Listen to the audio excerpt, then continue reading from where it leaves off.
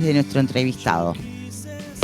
Es doctor en medicina, especialista en medicina interna, farmacológica y terapéutica. Creo que el foco lo pusimos en ordenar ACE, ese sería un poco el centro. Cuenta con un doctorado en ciencias de la salud y un máster en dirección de empresas de salud. Pienso que había cosas que requerían más orden o tenían un orden diferente del que uno desearía. Actualmente es el presidente de ACE, la Administración de los Servicios de Salud del Estado. Pensamos que había gastos que podían regularizarse y retener dinero hacia ACE que no estaba siendo retenido. Ese es un poco el acento. En la entrevista central de Punto de Encuentro, Cuando digo ordenar, digo también potenciar el primer nivel de atención. Álvaro Danza.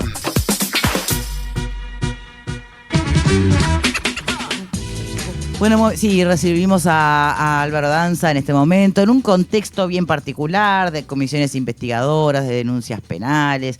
En realidad queremos saber de todo eso, también queremos saber de cómo está la salud de ACE. Bienvenido, gracias por estar aquí con nosotros. Muchas gracias a ustedes por la invitación. Ya había venido a Universal, pero a otro programa. Así que muchísimas gracias, es un gusto estar acá. Bien, no está muy protagonista, ustedes lo estábamos hablando antes de la nota, no está así como que en primer plano. ¿Se enfrió? Se enfrió el Danzagate. Mira, porque hicimos una encuesta hoy, Leo, repasale. ¿Cuál es el principal paso en falso para la gente de este gobierno? Cecilia Cairo y sus irregularidades, tiene un 32%. Orsi, el descuento de la camioneta, 59%. Danzagate, 5%. Ya Y pica. Y otro 5%, ningún paso fue grave. Evidentemente lo cronológico marca, ¿no? Bueno, más o menos, porque bueno, fue lo el de Cairo principio, fue, ¿no? sí, tenés razón. No. Duele estar perdiendo protagonismo, Danza. No, para nada, al contrario. El protagonismo tiene que ser el de ACE, no el de Danza. El de una ACE que mejora, una ACE que se muestra protagónica en el sistema de salud, una ACE que se ocupa de los problemas de la gente. Ese es el protagonismo que a mí me interesa. El protagonismo de Álvaro Danza es absolutamente secundario y me alegra no estar en el tapete por nada malo ni por nada bueno, porque no tiene que ser Danza el protagonista de nada, tiene que ser ACE. ¿La pasaste mal? Y bueno, En ese fue una momento etapa compleja, extendida en el tiempo. Honestamente, yo, como ustedes saben, no procedo de la política, no procedo de la gestión pública, procedo del sector privado y de la actividad profesional y académica. Por lo tanto, para mí fue un mundo nuevo, de mucha hostilidad. Pero bueno, la situación actual es para mirar para adelante y para pensar en lo que tenemos que hacer, que es al fin y al cabo nuestros desafíos y nuestra obligación. Bien, desafíos y obligaciones. Usted habló al asumir de una deuda con proveedores, ¿no? Que tenía distintos momentos, cifró entre 150, 280 millones de dólares. Esto para volver a traer sobre la mesa los desafíos de ACE, ¿no? ¿Con qué se encontraron? Mencionó deudas con laboratorios, con empresas de servicios asistenciales. ¿En cuánto quedó finalmente esa deuda y en qué está hoy, ¿no? Y qué pudo negociarse con acreedores? Bueno, la deuda grosera, o sea, macro, eran 280 millones de dólares, una suma realmente astronómica.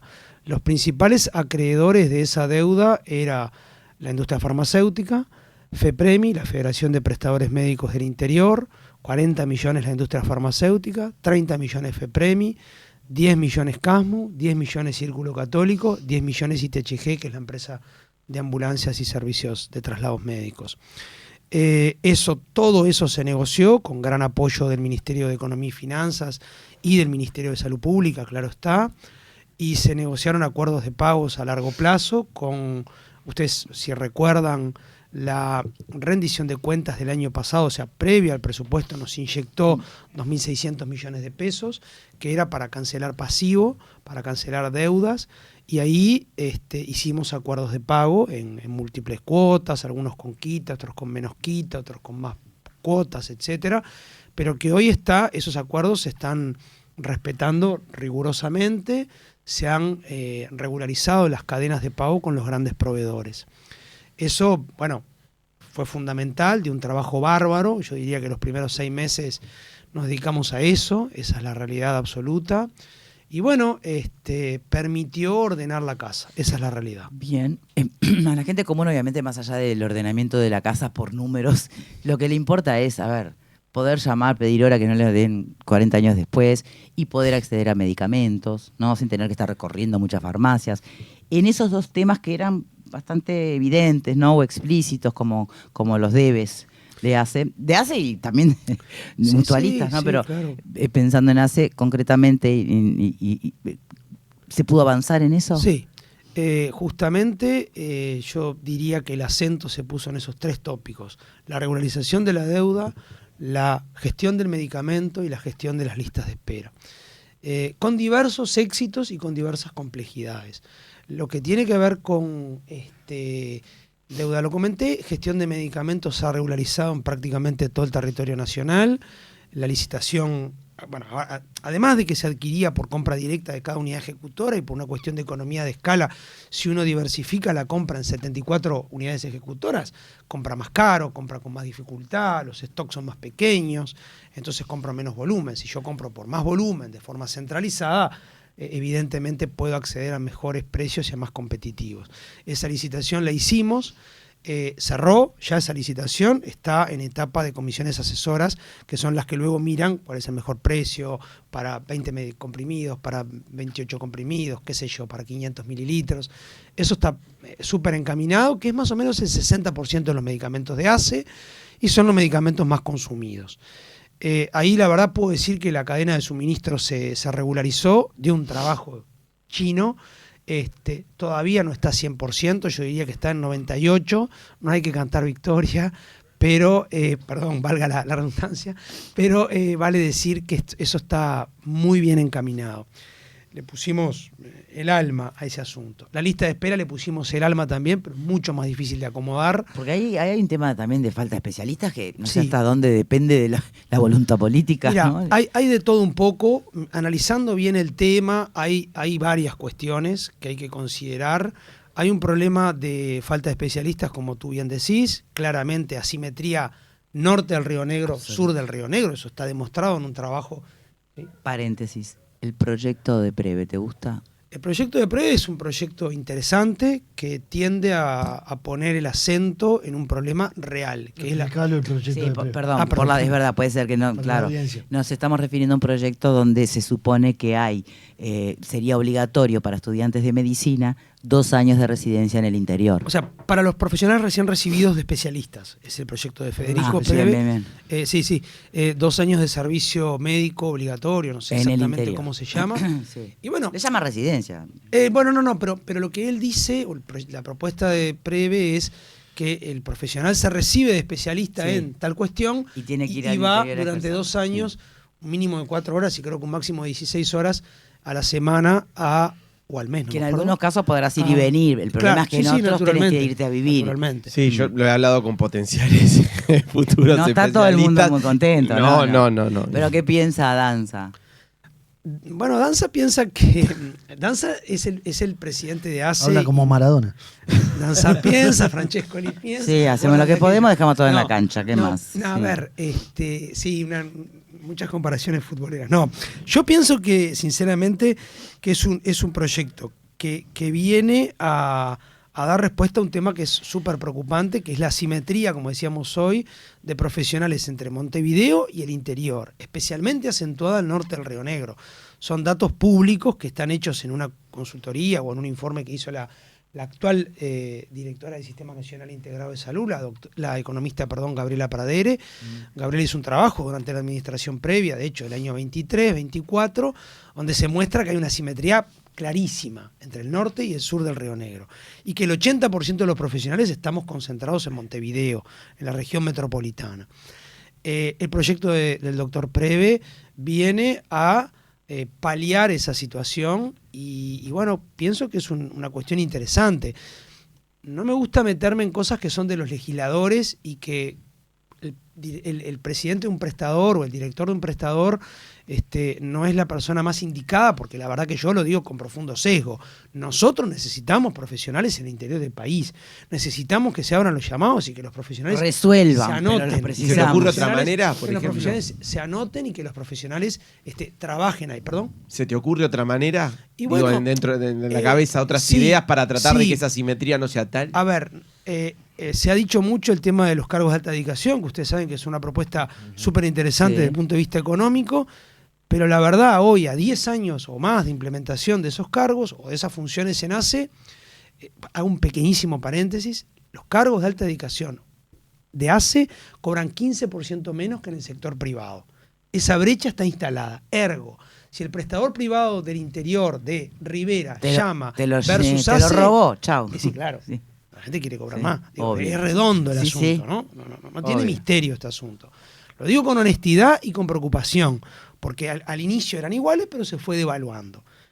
Hace mucho más aportes, hace un 20% de aportes que el sector privado no hace. Claramente, los prestadores privados. Lo digo porque es así. 15 a 20% menos. Esa brecha genera una asimetría a la hora de postularse. Yo creo que otras soluciones podrían ser beneficios tributarios, ¿verdad? O sea, que por cierto tiempo quien se radique en el interior pueda pagar menos de ciertos tributos que son obligatorios. Que la vida sea más impuestos. barata para vos allá. Que la vida es más barata en el interior. Cuesta menos el costo de vida. El costo de vida es menor, perdón. Pero los aportes eventualmente de algunos impuestos, eventualmente los préstamos para pagar menos IRPF. para primera vivienda sean un poquito más flexibles. Eso lo hemos estado pensando nosotros. Y bueno, y eso estimular a la radicación, porque la verdad lo que se necesita es estimular la radicación de profesionales en el interior. Y ese es el enorme desafío que tenemos. Eso es algo que tenemos que pensar. Ahora, qué ¿no? increíble, ¿no? Porque durante toda la historia siempre se habla de la llegada del estudiante del interior acá a Montevideo y lo que cuesta, y ahora sería un proceso inverso. Ya cuando, Ahora es un proceso ya inverso. cuando está formado, ¿no? Es un proceso inverso que ya cuando está formado, pero ojo, para mí hay experiencias interesantes de la universidad de diverso tipo, porque yo procedo de ahí, donde se ha ido descentralizando de forma lenta, progresiva, paulatina, la formación de especialistas en todo el territorio nacional. ¿Y vos pensás que podría haber un cambio cultural a medida que se empiecen a dar eso? Yo pienso y que incluso, que sí. no solamente por 2 años, que pueda Por esa supuesto. persona por 2 años pueda decidir seguir y bueno, así fortalecer el interior. Claro, porque es que yo pienso que sí, y la idea un poco nuestra es que se puedan generar polos de formación académica en todo el interior del país, al norte y al sur del Río Negro, de tal suerte que las personas jóvenes se radiquen ahí, tengan su familia ahí, empiecen a generar sus lazos ahí, y bueno, y se queden a vivir ahí, porque lo que nosotros necesitamos es un poco eso realmente. Pero vivir en el interior necesita otros estímulos que no tienen nada que ver con Asia, además. Claro. Acá hay un mensaje que llega de una oyente que dice, ¿qué pasa en el hospital de la costa? Hospitalito, dice, no sé Sí. si... Sí, El le hospitalito llaman de el la costa es el de hospitalito. Ciudad de la Costa. sí. Ok. Que hay un solo cardiólogo para todo el área metropolitana. Hay Sí. gente esperando desde hace un año. Desde el año pasado, perdón. ¿Esto es así? ¿Esa situación es así? No sé si hay uno solo, honestamente de memoria no lo sé, pero sí sé, y volvemos al tema que Victoria preguntó al inicio y nos fuimos un poquito por las ramas con esto de la erradicación de profesionales en el interior. El tema de las listas de espera es un tema complejo que no está resuelto, que no es solo de ACE. Quiero desmitificar el tema de que esto es solo de ACE. Los prestadores privados también tienen problemas de lista de espera. Esto no es para pasarle la pelota a otro, No, pero quiero sabe. ser honesto. Digo, todo el mundo lo sabe. Nosotros tenemos un gran problema. En ACE hay dos grandes problemas claros. Uno, el ausentismo de los pacientes, 25%, que en el sector privado no supera el 5%. Clarísimo se los digo. Yo me anoto y ya sea porque el tiempo al que me dan la consulta es muy largo o ya sea porque ese día me salió un laburito y no puedo participar, no puedo ir a la consulta, qué sé yo, falto. 25% de ausentismo en las consultas tenemos. O sea, eso genera una distorsión tremenda de la gestión de la lista de espera. Y tenemos un problema de productividad. O sea, tenemos un problema de que se atienden menos pacientes por hora que en el sector privado. Y eso es así. ¿verdad? Entonces tenemos que mejorar esos dos aspectos. Además, faltan especialistas, como dijeron ustedes. Además, no competimos con el sector privado en materia salarial y ese es un problema que tenemos. Nos cuesta competir con el sector privado y eso genera una brecha público-privada, Montevideo interior. Y justo el Hospitalito de la Costa no es tan lejos, es acá al lado, es un lugar que además le vamos a hacer una fuerte inversión de infraestructura y la puedo anunciar acá. Este año vamos a mejorar el Hospitalito de la Costa en infraestructura. Si ustedes lo conocen, tiene una puerta de emergencia saturada. El Hospitalito le llama a la gente, formalmente es el Centro de Salud de la Costa. Es un lugar al que le vamos a mejorar la imagenología, le vamos a mejorar la puerta de emergencia pediátrica, los consultorios.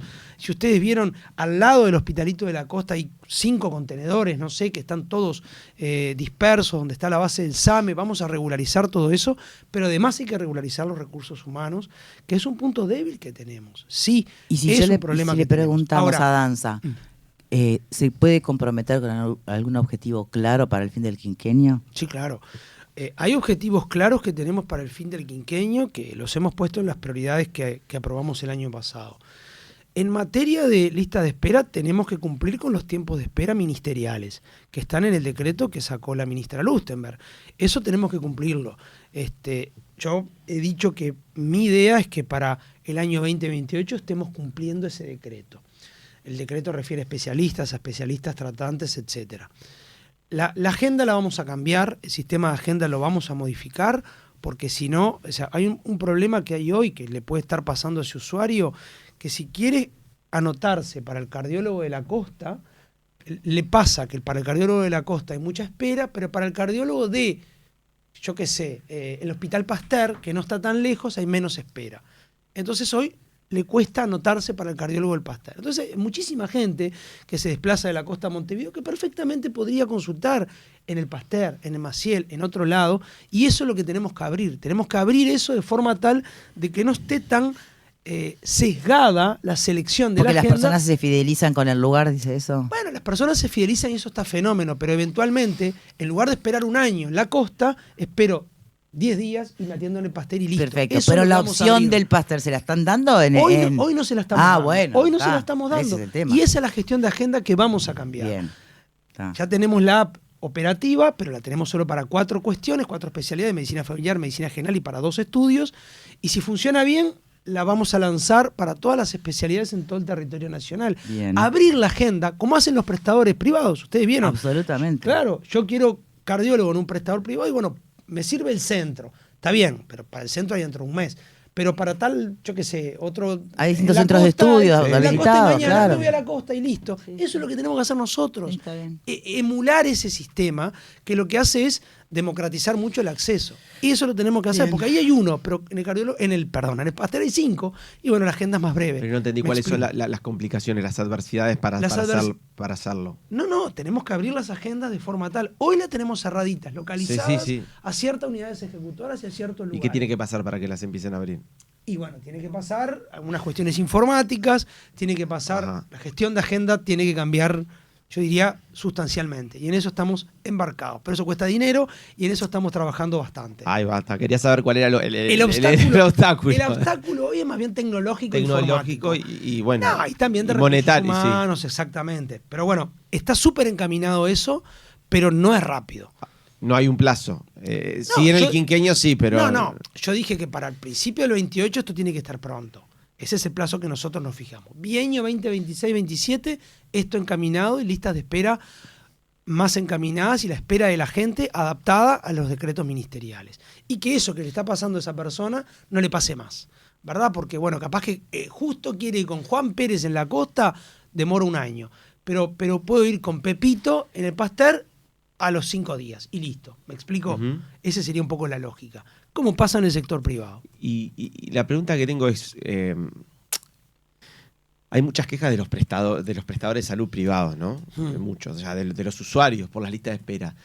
¿Aún así pensás que la brecha se sigue ensanchando entre Sí. ACE y con ese contexto? Sí, yo pienso que la brecha existe, está establecida y pienso no sé si se sigue ensanchando. Porque mirá que hay molestia con los prestadores Sí, privados yo y sé ahora que con, sí. con los seguros médicos, que es como una forma de filtrar y como están sobresaturados. Sí. Sí, yo qué sé, yo creo que me refiero a ACE específicamente, no quiero opinar de cosas. No, capaz pero que como recién hoy pero- estabas comparando No, está la bien, está diferencia bien. de sueldo con los privados, ese 15%. Claro, está bien. Yo creo que la brecha no se sigue ensanchando, la brecha se está mejorando, pero de forma lenta. Esa es la realidad. Creo que el sector privado ha mejorado también en muchas cuestiones, no es lo mismo en todos lados, pero bueno, tenemos sí una simetría clara que tenemos que resolver. Y la otra cosa que quiero ser honesto con ustedes también, el sistema de registro de la demanda en espera es muy diferente en el sector privado que en el sector público.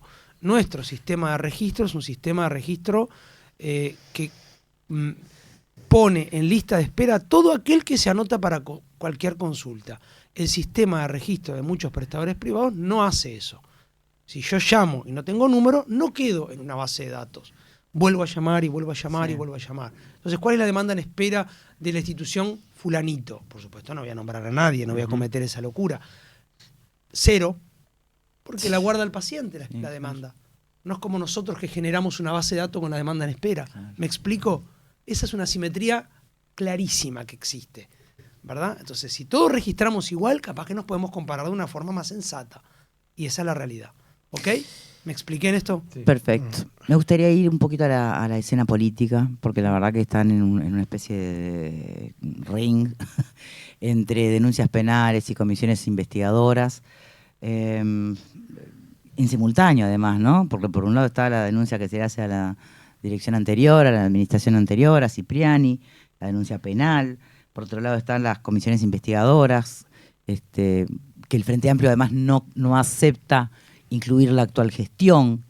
Con lo cual, entre esos cruces, ¿cómo se puede trabajar, Danza? Y lo que pasa es que ACE es una empresa o una organización, es una empresa de salud que está permanentemente en jaque. O sea, es difícil, honestamente es difícil trabajar, estamos permanentemente en jaque. Y entonces... ¿Por qué?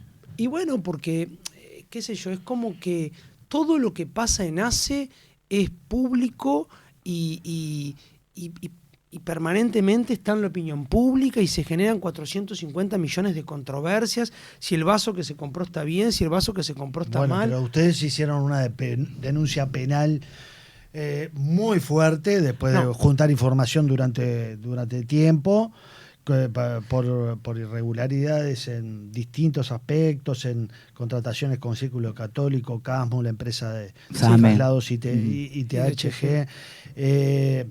La respuesta de Cipriani, el anterior presidente de ACE, dice que esto es un ataque político al gobierno de la calle Pou, que a su vez la calle Pou va a ser perfila como va a ser un candidato de la oposición en 2029. Entonces, ¿quién pone en jaque a quién? Claro. Ustedes son parte de bien. ese poner foco. Está bien, pero yo lo que decía es lo siguiente. Está bien y está perfecta tu observación. Yo lo que decía era, porque Victoria me preguntaba, ¿cómo es posible gestionar en un contexto de permanente exposición de todo? Y es difícil, punto. La dejo por ahí y vuelvo al tema. Y ahora volvemos al otro, claro. El tema que tú comentabas, me parece que la obligación es, lo comentamos al inicio, había 280 millones de déficit, de deudas, de reclamos. A mí me explotaba el teléfono, a mí, a la ministra Lustenberg, a todos nos explotaba el teléfono. Nos deben 40 millones de dólares, eran sumas astronómicas. Entonces, no investigar realmente qué había generado esos déficits hubiera sido una irresponsabilidad mayúscula. Vamos a ser honestos. Esa es la realidad. Y me parece que no solo es de buena gestión, de transparencia institucional, sino también es de compromiso con la función pública. Decir, bueno, a ver, ¿cómo se generaron estas cuestiones? ¿Qué es lo que pasó que determinó esto? Entonces, ahí sí generamos las auditorías, generamos las investigaciones y observamos cuestiones que son indiscutibles, que hubo gastos excesivos, que hubo contratación al sector privado, que no se controlaran los gastos al sector privado, que había pagos sin verificar que las cuestiones se hubieran hecho o no, pagos de traslados. Yo he puesto el ejemplo, es como si vos me cobrás 3 cosas y yo no verifico que tú me diste 3 cosas, pero en realidad me diste 2, pero yo te pagué 3. Entonces hay que verificar eso. Digo, es de sentido común lo que estoy diciendo. Entonces aparecieron muchos observaciones del Tribunal de Cuentas sí, en toda esa época. Aparecieron numerosas observaciones del tribunal y aparecieron muchos gastos sin controlar, que es el centro de la cuestión. Entonces, si los gastos son excesivos, si no se controló, hay que ver qué es lo que pasó. Eso no quiere decir que Juan o Pedro sea responsable, quiere decir que la institución tiene que objetivar esas cuestiones y rectificar el rumbo para gestionarla mejor y utilizar mejor los dineros públicos. Me parece que ese es un poco el sentido. Ahora, el director anterior dice que los mecanismos de control que se usaron fueron los mismos que se usaron siempre en ACE. No, pero eso no es así. Fíjate tú que en las contrataciones de camas en CTI había una estructura en SAME 105 que controlaba, por ejemplo, si el paciente necesitaba la cama de CTI, cuántos días estaba el paciente en CTI en el sector privado, si se generaba una vacante en un CTI nuestro de forma tal de poder trasladarlo y abaratar el costo. Esa unidad de control se desmontó. La volvimos a montar ahora nosotros. ¿Se desmontó cuándo? ¿En pandemia? Se desmontó en pandemia y nunca se rehabilitó. Bueno, pero sería lógico que se desmontara en pandemia, ¿no? Ante la crisis y el caos. Bueno, pero no sé, porque en realidad fíjate que si yo tengo un paciente en CTI 14 días que debería estar 7, yo tengo que controlar, por más que esté en pandemia, etcétera. Ponele que el 2020... Igual nosotros nunca incluimos... Cipriani, no daban abasto. Ok, yo estoy de acuerdo. Yo trabajé muchísimo en pandemia, dejé el alma laburando como médico Cipriani, en pandemia. ¿le dije? No sé si... No, perdón, que no daban abasto, dijiste. Yo sé lo que pasamos en la pandemia, lo que pasamos en los CTI. Yo trabajé como médico en el CTI, en el CTI no, en los cuidados moderados, hice guardias, vi un montón de enfermos. Es verdad. Pero si hay una cosa que nosotros cuidábamos en la pandemia, era la rotación de camas, porque lo que necesitábamos era que el paciente liberara las unidades de cuidados intensivos. No estoy diciendo ninguna novedad, estoy diciendo algo obvio. Liberara la cama de cuidados intensivos para poder poner a otro paciente.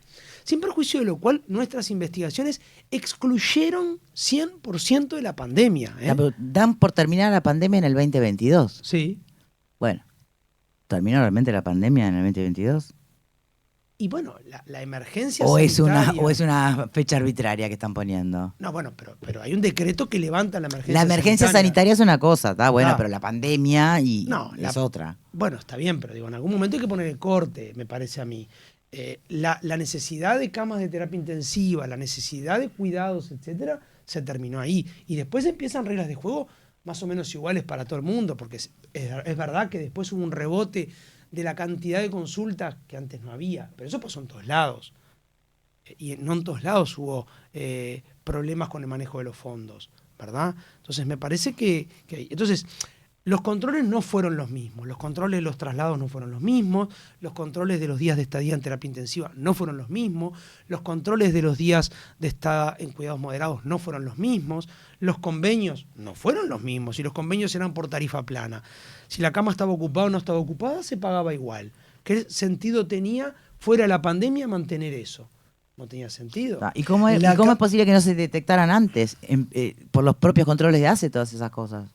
¿O por el Tribunal de Cuentas? Y bueno, yo no estaba en esa época como para decir que pasó. El Tribunal hizo observaciones. El Tribunal las hizo.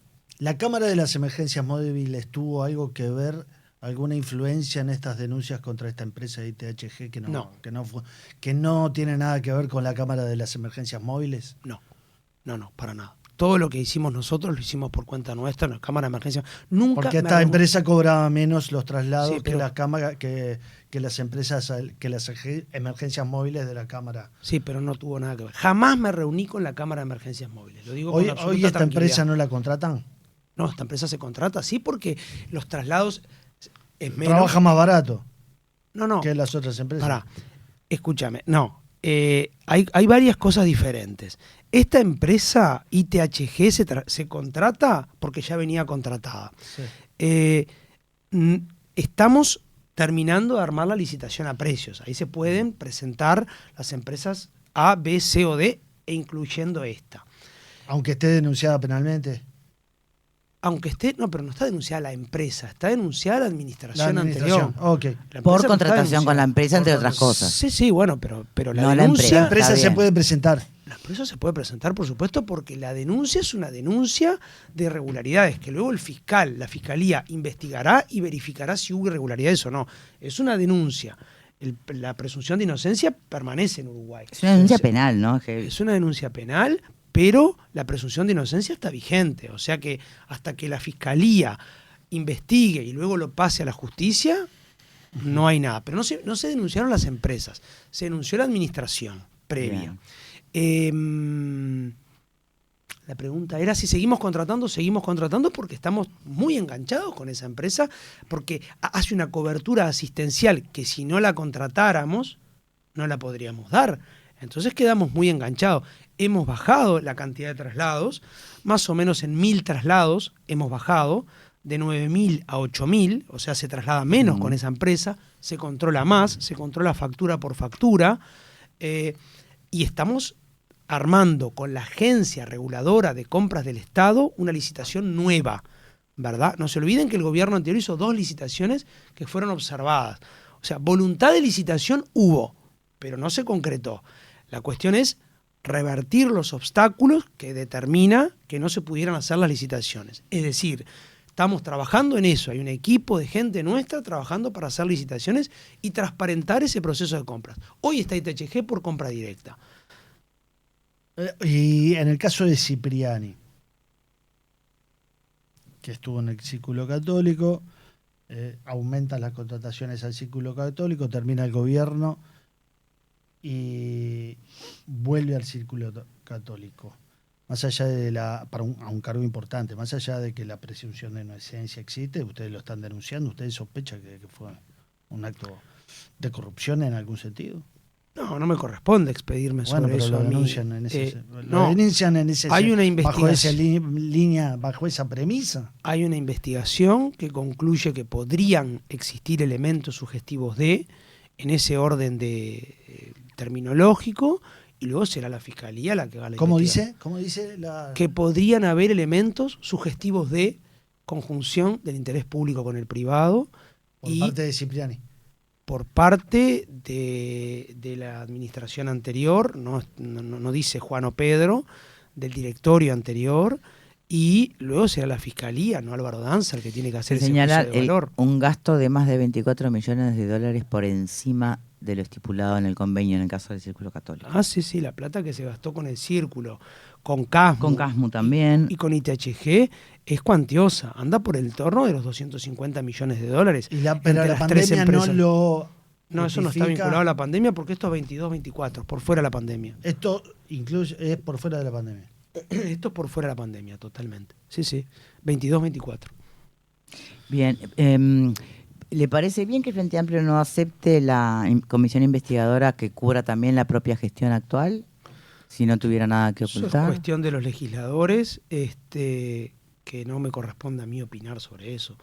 Los legisladores tendrán que ver qué es lo más conveniente para el país, porque en definitiva ellos están velando por los intereses del país, cada uno con sus miradas, de un partido y de otro, y bueno, verán cuál es la mejor solución. Bien. De todo el episodio del Danzagate, como se han bautizado por allí, quedó una sensación en la oposición, obviamente, no digo que en el oficialismo, quedó esa sensación de que la JUTEP está flechada. Que efectivamente su informe favorable no fue unánime, tuvo la oposición del único integrante por la oposición. Bueno, ¿qué reflexión le deja o qué sabor le deja todo eso? Me deja el sabor de que hay que seguir trabajando con compromiso, de que hay muchísimas cosas por hacer y que el gran desafío es mejorar la asistencia de la gente que se atiende en ACE, que no se atiende de forma homogénea en todo el país. Ese es el desafío que me deja. Que hay ¿recuperaste que la construir. confianza de la oposición? Porque la oposición, de cuando saltó todo esto y se resolvió como se resolvió de la forma en que se resolvió en la JUTEP, que no le dejó conforme, había perdido la confianza en vos, incluso en el Parlamento. ¿Lo recuperaste, esos puentes? Bueno, exactamente no lo puedo decir ni por sí ni por no. Tengo un trato respetuoso, educado con todos ellos, como soy yo. Yo no ando en las redes profiriendo epítetos contra nadie, no lo voy a hacer. El día que me convierta en eso, me tengo que ir del cargo. Así que mi relación es respetuosa. Entiendo que hay diferencias, entiendo que hay gente que está un poco obsesionada, pero bueno, cada uno está en su derecho. Porque obsesionada, porque de nuevo, ¿no? A veces hay cosas que no son tremendas en su naturaleza, pero el pasar del tiempo y la no resolución o la polémica las engrosa, ¿no? Y Dan se tuvo muchos días en la picota con este tema. ¿No hubiera sido más fácil renunciar en cuanto hubo un señalamiento que por sentido común daba que era complejo, ¿no? Tener tanta actividad y presidir ACE, para después terminar haciéndolo? Bueno, yo prefiero mirar para adelante. La verdad que en el momento lo pensamos mucho, lo analizamos mucho, me asesoré mucho y bueno, qué sé yo. Tomé la decisión que en el momento me pareció más lógica, más razonable, y luego tomé la decisión que tomé. Es decir, así que estoy para mirar para adelante. Ahora, y te lo voy a preguntar porque sos funcionario público. Vos no me lo podés preguntar a mí, pero yo te lo puedo preguntar a vos. ¿Cuánto ganás? Y si está bien que el presidente de ACE gane lo que gana. El presidente gano 130.000 pesos, ese es el sueldo. ¿No tenés que dejarle además nada al MPP? No, al MPP no, porque yo no soy del MPP. Ah, ok. Se gana 130.000 pesos. Al Frente Amplio y al Abrazo le dejo 15.000 pesos, lo puedo decir públicamente. Yo lo tenía en el MPP, en no total, en el Abrazo, perdón. No, está bien. No. ¿Cuánto le dejás? 15.000 en total, Sí. así que me quedan 115. Y si está bien o está mal lo tiene que decir la gente. Yo qué No, sé. pero sos a vos te pusieron ahí porque sos un capo como médico y un grado importante y ganabas mucho más en la Y por actividad algo privada. costó soltarla, Y tuviste obviamente. que renunciar Bueno, ahí. Y bueno, qué sé yo. ¿Estás pasando por un sacrificio? Sí, nos ajustamos ahí con mi señora. Mi señora también es médica, trabaja bien y nos ajustamos con varias cosas que no vienen al caso. Por ejemplo, me di de baja en la caja profesional, no la pago más, que eran 30.000 pesos por mes. Esa es la realidad. Y otras cosas que no vienen al caso. Claro, te declaraste en un ejercicio. Me declaré en un ejercicio, exacto, esa es la realidad. Y otras cuestiones que no vienen al caso. Que son de carácter personal, Sí.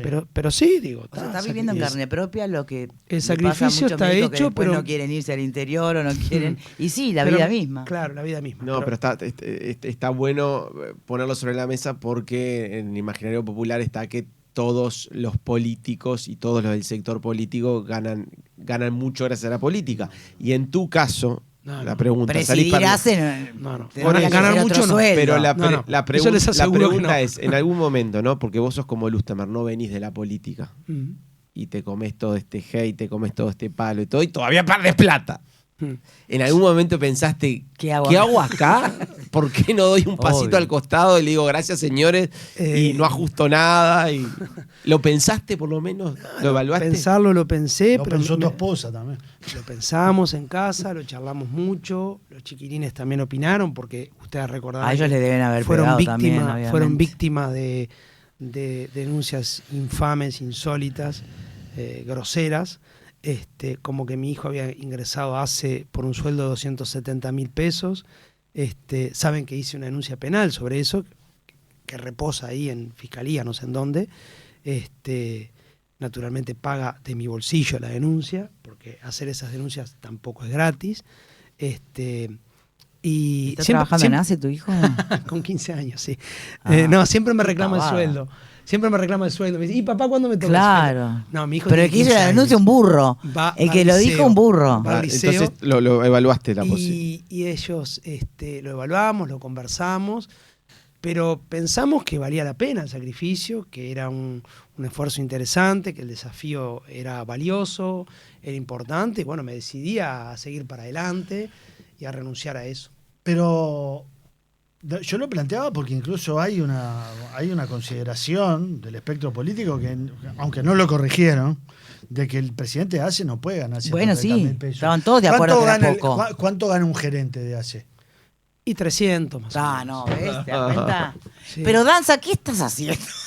Está, pero digo, Danza tampoco puede ir No, ya se va a aumentar pedir el el sueldo. cuento de- No, ya aumentenme sé. el sueldo. No, ¿qué No, voy a pero hacer? pero aceptar el de gerente. Ah, no el le- gerente. Claro. No, pero el gerente tiene un trabajo absolutamente extraordinario, mucho mayor que el del presidente de ACE. Ah, bueno.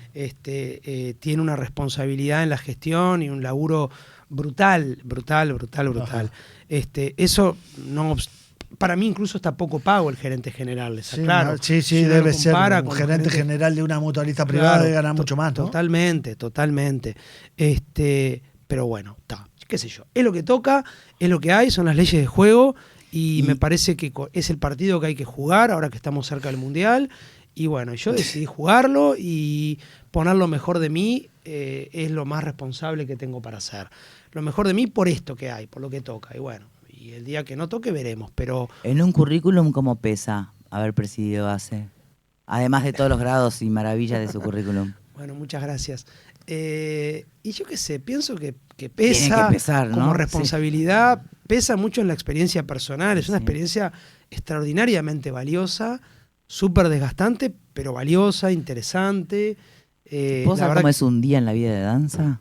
un día en la vida de Danza. O sea, un día en la vida del presidente de ACE, ¿no?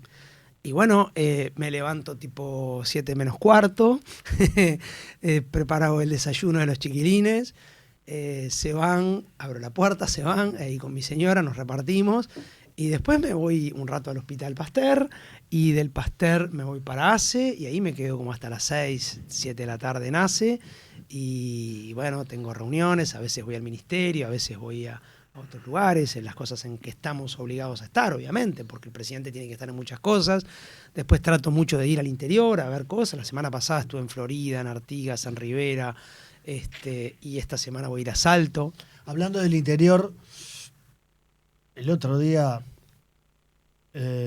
Fernando Pereira va a Rivera, después de que le habían dado baja las encuestas al Frente Amplio, va a Rivera, va a una actividad, un comité, era una coordinadora. Lo de la edila vas a hablar. Y una idila del Frente Amplio le reprocha muchas cosas.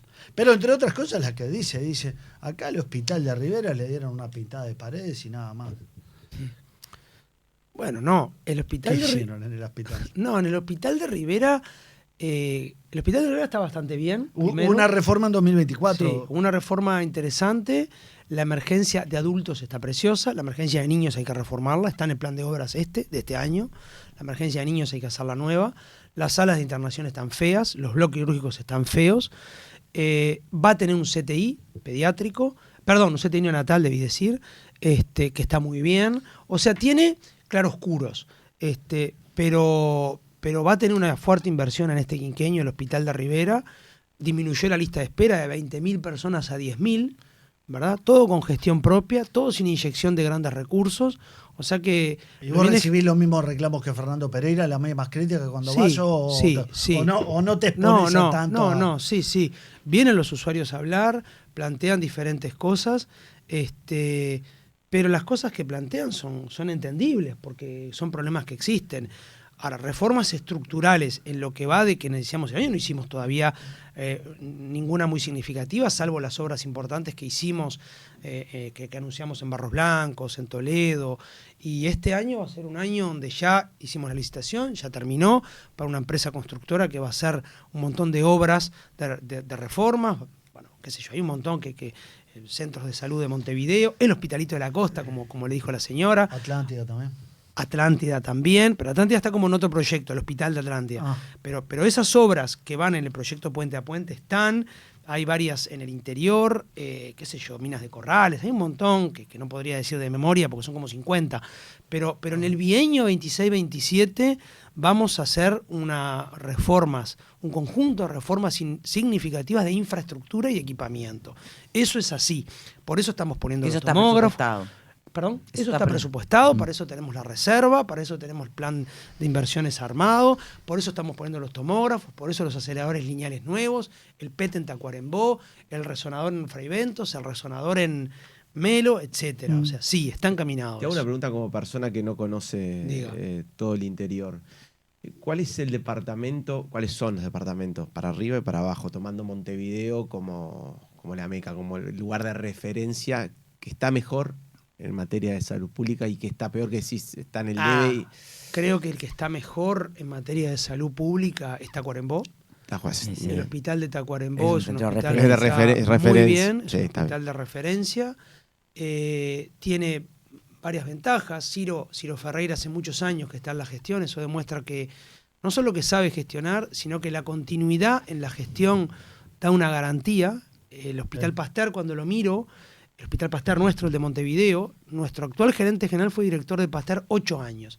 Esa continuidad en la gestión permite hacer cosas. Claro. Federico Martiarena, sin inyecciones presupuestales, porque en el gobierno anterior a Federico lo mantuvieron en el cargo, pero no se crean que le tiraron plata en carretilla, nada, cero. Con lo que tenía, cambió todas las aberturas, mejoró los pisos que se hundían, mejoró todas las goteras que antes poníamos los baldes en los corredores, mejoró las salas de internación, dentro de lo que se puede, porque el Hospital Pasteur es un edificio que tiene 1000 años, ¿verdad? Pero bueno, o sea que lo que quiero decir, la continuidad en la gestión y la profesionalidad en la gestión da garantías de que las cosas marchen bien. Por eso tengo mucha fe en Rivera, que se hagan cosas, porque el director Ferracini es un director que sabe mucho de gestión y que está trabajando muy bien, está proveyendo las vacantes y se están haciendo cosas serias. Tacuarembó está muy bien. ¿El peor dijo cuál era? No, lo dije porque no me lo preguntaron. No queda bien. No, yo te pregunté para un lado y para el otro. O sea, para arriba, claro. Tomando. Y el que tiene más necesidades, digamos. No, necesidades importantes hay. Más bien en pueblos secundarios del interior, ¿no? También. Sí, pero me dio la impresión que él preguntó. Sí, no. A ver, centros de salud que están muy mal, hay muchos. ¿Verdad? Yo los miro y están muy mal. Vengo de Minas de Corrales y el centro de salud realmente no está nada bueno. Está priorizado en el plan de obras está venidísimo a menos, voy a decir la verdad. De todo, desde afuera, el pasto crecido, la infraestructura, las goteras, lugares abandonados, ¿no? Claro, las humedades, pero lo vamos a priorizar y lo vamos a mejorar. Y después, bueno, uno tiene que pensar un poquito, las obras priorizadas nuestras son el Pasteur, porque el Pasteur viejo ya no da para más y mantiene esa lógica de pabellones, es una lógica desesperante realmente en los tiempos que corren. Estar internando un pabellón con el baño a media cuadra es desesperante y lo vamos a tratar de mejorar.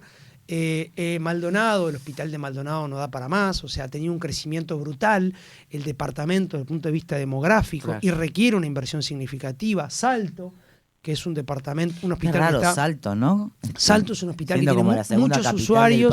Salto y Paysandú tienen muchos usuarios. Yo estuve en ese y está así. No parecía mal. Está venido a menos. Ya se están haciendo cosas. ¿Hace cuánto estuviste? No, hace algunos años. Sí, pero está venido a menos, necesita una obra de infraestructura significativa. Paysandú está un poco mejor, pero necesita reformas significativas. Capaz que de afuera no parece tan feo el hospital de Artigas está venido a menos también. ¿El Bella Unión estaba complicado? No tanto, el hospital de Bella Unión no tanto.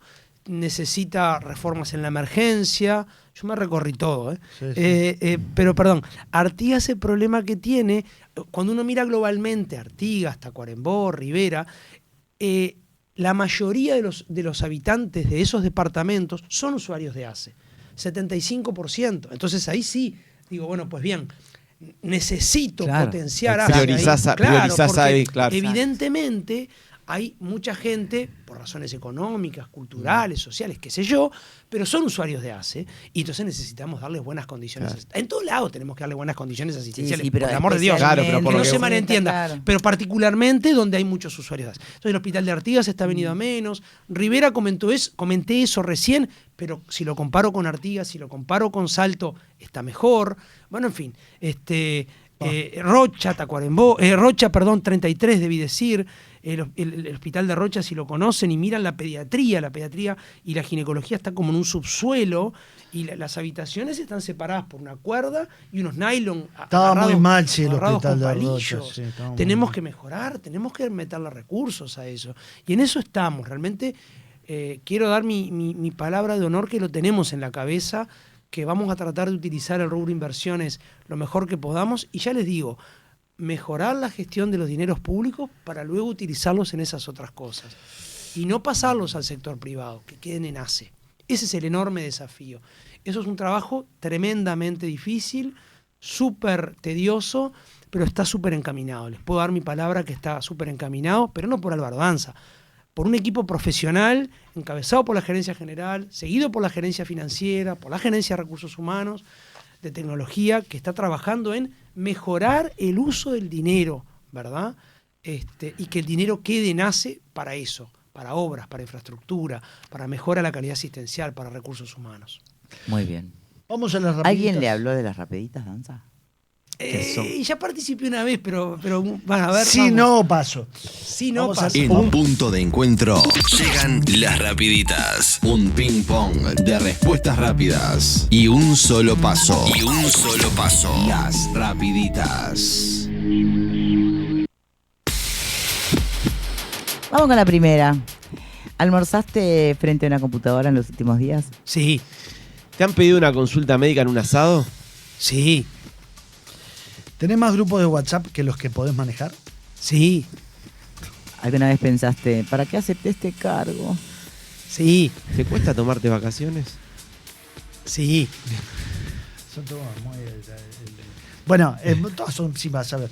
¿Es más difícil dirigir AC que criar hijos adolescentes? Sí, ¿Has tenido ganas de apagar el celular y desaparecer 24 horas? sí. ¿La política complica más de lo que ayuda? No, ¿Lees los comentarios en las redes sociales? sí. Siendo médico, ¿googleaste síntomas propios alguna vez? No, ¿Te automedicás menos de lo que la gente cree? no. ¿Los médicos son peores pacientes? Sí. Listo. Listo, era fácil. ¿Viste? Muchas gracias. Andrés Danza, por la presidente invitación. de ACE, muchas gracias por Los habernos únicos adolescentes acompañado. divinos, quiero decir, que se portan Pero lindo. cambia. Está bien, sí, pero si no podría haber sido otra respuesta. Está bien, está bien. Por ahora, como era simpático. Me quedo con la puerta número 1, lo que hay detrás de la puerta número 1, ¿no? Muchas gracias, Danza. Gracias a ustedes. Entonces ya venimos. Gracias.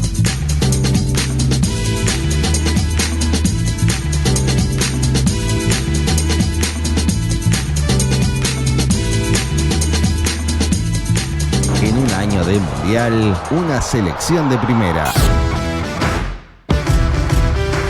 Victoria Rodríguez, Bicho Amaral, Leo Sanguinetti, Andrés Rega, Fabián Tiscornia, Nacho Barbosa.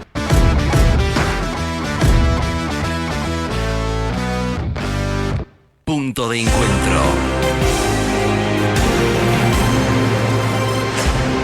Flash informativo. Lo que tenés que saber a esta hora. Con Andrés Rega. 11 de la mañana en punto, cielo nuboso, 13 grados la temperatura actual en Montevideo, 98 el porcentaje de la humedad, 17 grados la máxima prevista para la tarde por el Inumet con cielo nuboso.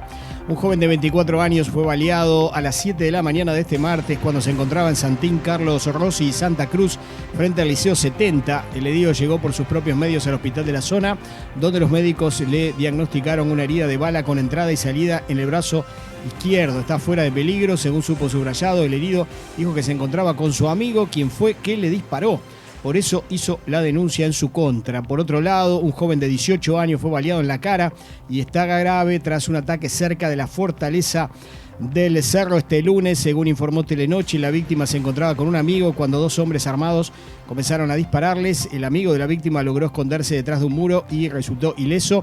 Sin embargo, el joven de 18 años fue alcanzado por una bala en la cara. El hecho se produjo en la intersección de Polonia y Barcelona, donde la víctima, reiteramos, estaba con un amigo. Se encuentra en estado grave.